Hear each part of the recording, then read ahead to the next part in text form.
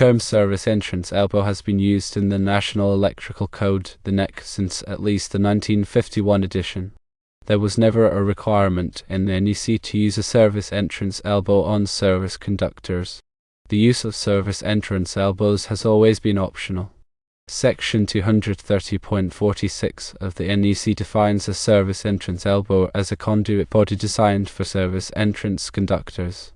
Section 314.5 of the NEC refers to a service entrance elbow as an option for protecting service conductors entering a building.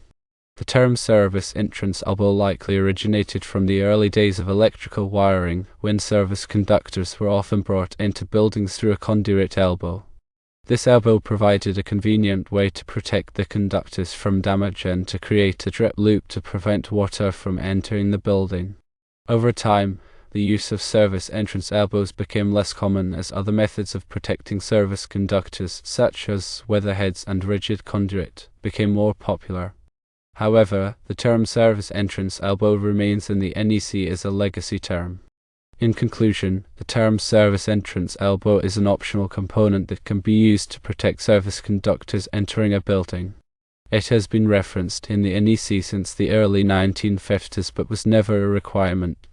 The term likely originated from the early days of electrical wiring, when conduit elbows were commonly used to protect service conductors.